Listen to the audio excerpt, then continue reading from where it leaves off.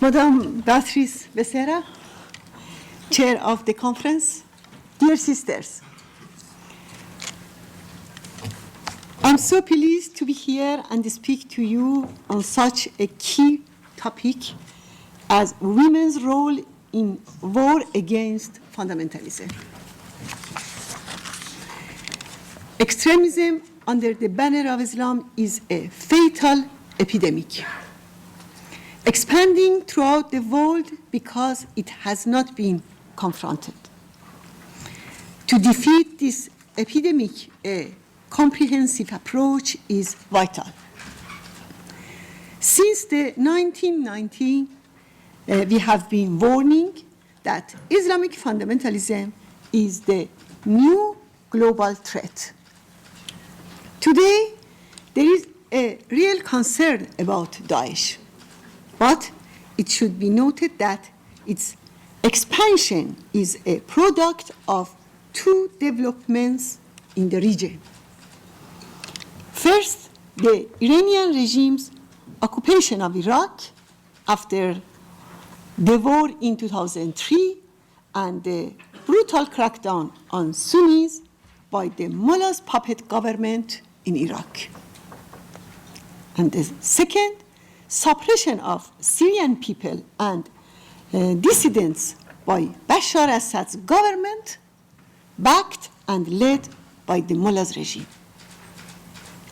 Therefore, if it was not for the Iranian regime's domination over Iraq and Syria, if the Sunnis were not suppressed in Iraq, if Bashar Assad's dictatorship did not exist, Daesh would not have emerged as a threat.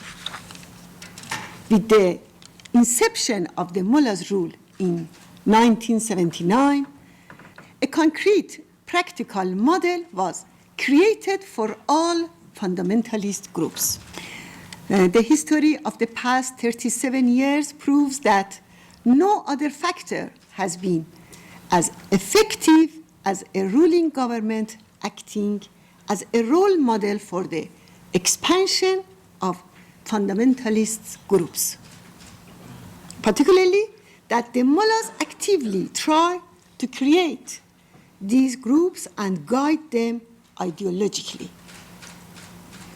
They also finance and provide arms for these groups. The Hezbollah of Lebanon was made and backed by the mullahs. The Ansarullah of Yemen is supported by the mullahs. Several other militia groups in Iraq are affiliated with the Quds force. The African fundamentalists receive their arms from Iran, from dictatorship in Iran. Unfortunately, Western governments' silence and appeasement of the Iranian regime have emboldened other fundamentalist groups to follow in the mullah's footsteps. The next question is about the ideology of fundamentalists. Sunni and Shiite fundamentalists share common foundations despite differences. They act as representatives of Islam and enforce their reactionary Sharia laws on people, while Islam is against compulsion. Misogyny is at the core of their thinking. They resort to terrorism, massacre of prisoners, and mass killings of defenseless people, while the teaching of Islam is strongly against such conducts.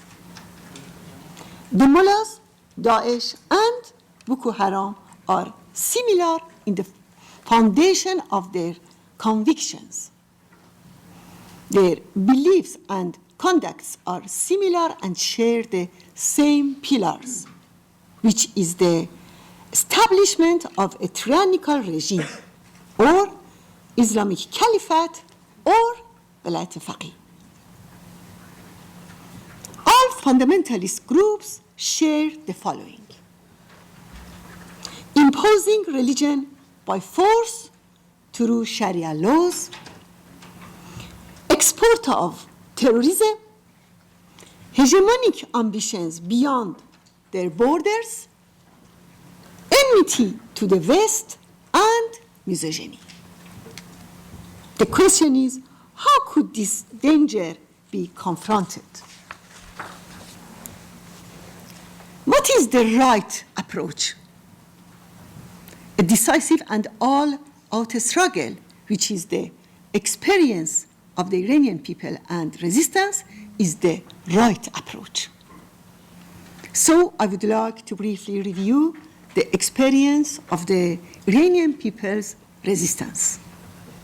First of all, military force is not enough in confronting fundamentalism. Rather, you need a cultural alternative. In Iran, the promotion of an organized movement against the regime and offering an intellectual and cultural alternative ultimately led to the social and ideological defeat of fundamentalism. Second, women have a central role in this battle. Women's equal status, which men as well as their equal and active participation in political leadership, is an essential condition. This movement, led by the women, will ultimately overcome Islamic extremism and fundamentalism. Third, the success of this battle also depends on men's emancipation from male-dominated culture. Better understanding and voluntary acceptance of the need for women's participation in political leadership is the most serious blow to the ideology of male dominance. Fourth, there is an effective antithesis to extremism under the banner of Islam. It is a tolerant and democratic interpretation of Islam which brings fundamentalism to a deadlock. Suppression, this alternative, is an essential element of this struggle.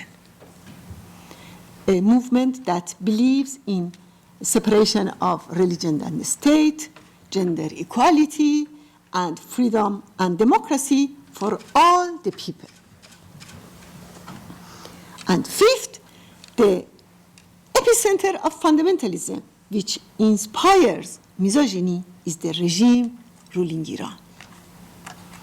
To confront Daesh and uproot extremism under the banner of Islam, the Iranian mullahs' occupation in Syria, Iraq, and other places must be terminated.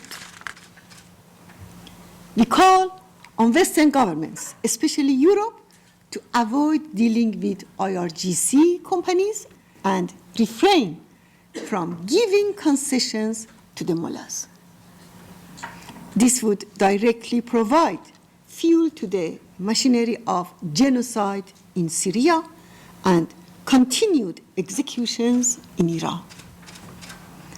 Stop turning a blind eye on oppression of women and violations of human rights in Iran.